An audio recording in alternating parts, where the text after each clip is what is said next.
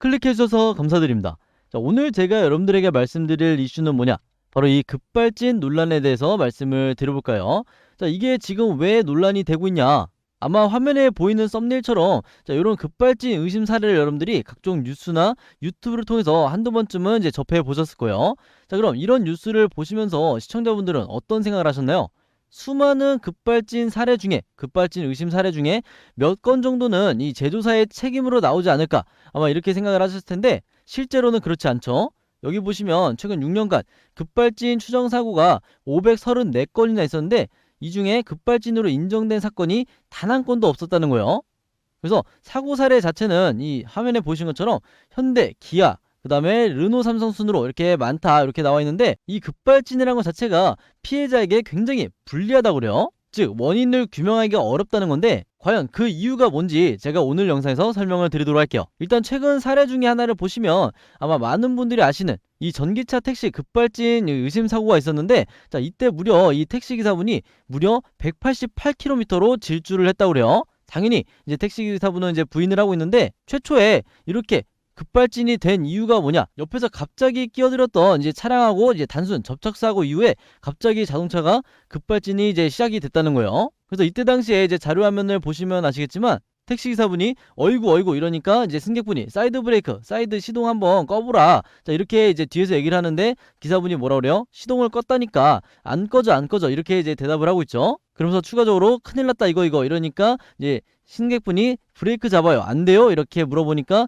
안 돼 안 돼 안 돼 브레이크 잡았다 이제 확실하게 이렇게 녹취가 돼 있는 부분이 있어요. 그러면서 이제 사고 후에 이제 기사분을 그리고 승객분을 이제 인터뷰를 해보니까 최초 충돌 후에 급발진했다 이렇게 같은 의견을 지금 얘기를 하고 있는데, 실제 인터뷰 내용을 보시면 아시겠지만 사고 택시 기사분은 중앙선 넘은 차와 박는 순간 앞으로 가면서 브레이크를 잡아도 안 되고 계속 가더라고요.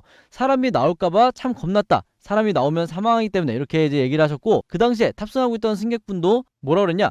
발은 확실하게 엑셀 안 밟았습니다. 왜냐? 제가 일어서서 봤다는 거예요. 그래서 아저씨 시동 끄세요. 시동 끄세요 했는데 몇 번을 눌러도 안 돼요. 이렇게 증언을 한 거예요. 다행히 이제 승객분이 같이 타고 있는 사례이기 때문에 이번 사고 같은 경우는 어느 정도 이제 소명이 될 것 같은데, 만약에 택시기사분이 혼자 탑승해 있던 상황이었으면 굉장히 난처하게 흘러가지 않을까 이렇게 이제 생각이 돼요. 자, 여기서 잠깐 제가 항상 이 시청자분들의 기분 전환을 위해서 중간중간 드리는 이 깜짝 선물이 있죠. 제가 항상 영상에서 여러분들에게 뭐라고 말씀드려요? 이런 최근에 이슈가 되는 이런 뉴스들만 여러분들이 꾸준히 챙겨보셔도 돈이 된다고 말씀을 드렸어요. 그 이유가 뭐다? 제가 9월 달에 영상에서 여러분들에게 뭐라고 말씀드렸냐면 9월에 핫 이슈가 중입자 치료기다. 이 암을 치료할 수 있는 중입자 치료기가 이슈가 되고 있다. 이렇게 말씀을 드렸는데 실제로 관련 뉴스가 쏟아져 나왔죠. 그러면서 제가 뭐라 그랬어요? 자, 이렇게 중입자 암 치료기가 이제 이슈가 될 때 부자들은 어떻게 생각한다?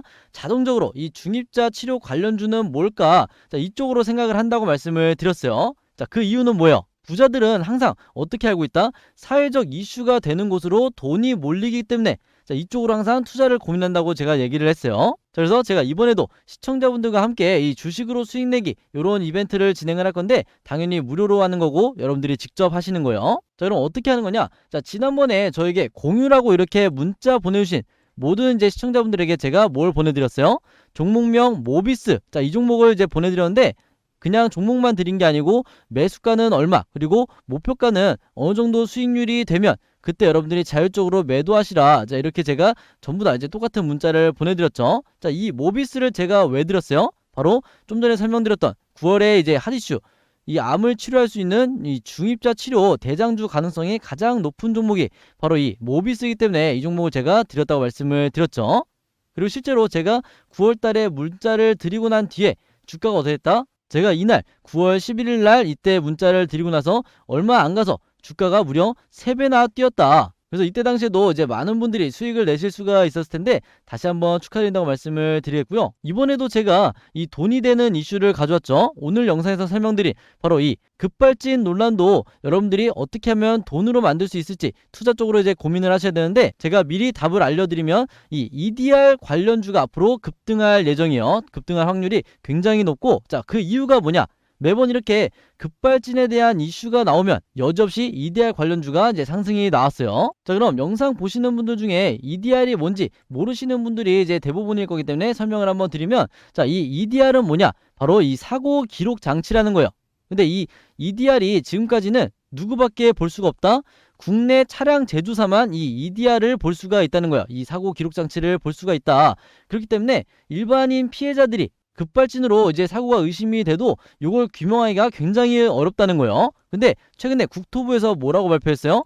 EDR 규정을 신설하겠다. 사고 기록을 공개하는 것을 의무화하겠다. 이렇게 발표를 했고, 그 다음에 가장 핵심적인 게 뭐다? 지금까지 차량 제조사만 볼 수 있었던 이 EDR을 일반인에게도 판매할 수 있다는, 자, 이런 가능성이 지금 열린 상황이에요. 그래서 지금 여론이 형성이 되고 있고, 마찬가지로 국토부에서 EDR에 대해서 보완을 하겠다. 자, 이렇게 지금 발표한 상황이기 때문에 앞으로 어떻게 된다? EDR 관련주가 급등할 가능성이 굉장히 높다는 거죠. 즉, 이 EDR을 만드는 기업 위주로 여러분들이 중요하게 보셔야 되고, 제가 이번에도 지난번과 마찬가지로 급발진이라고만 이렇게 간단하게 적어서 저에게 문자 보내주시면 제가 이 EDR 관련주 한 종목을 여러분들에게 똑같이 문자로 알려드릴 거예요. 그래서 상단에 제 번호 항상 오픈해 놓고 있죠. 제 번호 010-5826-4556으로 급발진이라고만 이렇게 간단하게 적어서 저에게 문자 보내주시면 제가 지난번에는 이렇게 공유라고 문자 보내주신 분들에게 모비스라는 종목을 드렸는데, 이번에는 제가 급발진이라고 문자 보내주시면 제가 EDR 관련주 한 종목을 여러분들에게 보내드릴 거예요. 그래서 주식을 혹시라도 안 하시는 분들 같은 경우에는 이제 주변에 이제 문자 받고 추천해 주셔도 되는 거고, 그리고 연령대가 높으신 분들 같은 경우에는 저에게 이 문자 받으셔서, 이 종목 받으셔서 자녀분들에게 이 종목으로 이제 투자를 한번 해봐라, 주식을 해봐라, 이렇게 권유하실 수도 있는 거겠죠. 자, 그리고 제가 매번 영상에서 말씀드리지만 항상 이 문자만 보내지 마시고 구독 버튼을 꾹 눌러달라. 그래서 여러분과 제가 서로 윈윈할 수 있는 이런 관계가 됐으면 좋겠다. 그러면 저도 더 열심히 영상을 찍고 채널 성장하는데 큰 힘이 되겠다. 이렇게 매번 제가 말씀을 드렸죠. 그래서 이렇게 승객분의 인터뷰까지 공개가 되니까 당연히 여론이 폭발했죠. 이게 과연 급발진이 아니면 뭐냐, 이러니까 이제 현대차에서 최대한 조사를 협조하겠다, 이제 이렇게 이제 발표를 한 상황이고, 아래 보시면 현재 경찰이 조사 중이며 경찰이나 국가수 등에서 요청이 온다면 정확한 원인 파악을 위해 최대한 협조하겠다. 자, 이렇게 설명을 했어요. 자, 그리고 또 하나의 의심 사례가 있었죠. 자, 강릉에서 이제 급발진 의심 사고가 있었는데, 화면에서 보이신 것처럼 지금 이제 건너편에 차도에 있던 SUV 차량이 반대쪽으로 넘어서 지금 날아갈 정도로 이렇게 엄청나게 이제 과속을 하고 있는데, 이 운전자가 이 60대 할머니라고 그래요. 이제 뒷좌석에는 이제 손자를 태운 걸로 이제 추정이 되는데, 손자가 이제 12살 정도 됐다고 이제 제가 알고 있는데, 결국에는 이제 손자는 이제 사망을 했고 할머니는 이제 크게 이제 부상을 입었다고 하시죠. 어쨌든 결국 이렇게 이제 옆에 떨어지고 나서야 이제 차량이 멈출 수가 있었는데, 사진만 보더라도 이제 피해 정도가 얼마나 심각한지 우리가 충분히 알 수가 있다, 이렇게 말씀을 드리겠고, 마찬가지로 할머니 같은 경우에도 이제 뭐라고 말씀을 하시냐면, 브레이크가 계속 말을 듣지 않아서 기어를 주행해서 중립으로 바꿨지만 차를 멈추려고 했지만 여의치가 않았다고 하시는 거예요. 그래서 이때 당시에 문제가 뭐냐면 경찰에서 이게 형사처벌 될 수도 있다, 자, 이렇게 발표를 하면서 이제 이때도 여론이 굉장히 시끄러웠는데, 결국에는 다행히 최근에 뭐라고 발표가 났어요? 이 할머니에 대해서 혐의 없음으로 이제 결론이 났죠. 그래서 이제 내용을 한번 보시면, 최초에 이제 국가수 같은 경우에는 차량 제동장치에서 제동 불능을 유발할 만한 기계적 결함은 없는 것으로 판단되고, 차량 운전자가 제동 페달이 아닌 가속 페달을 밟아 사고가 발생했을 가능성이 있다. 자, 이렇게 감정 결과를 내놓으면서 할머니에게 굉장히 이제 불리한 감정 결과가 나왔는데, 다행히 경찰 측에서 이제 뭐라고 발표했냐?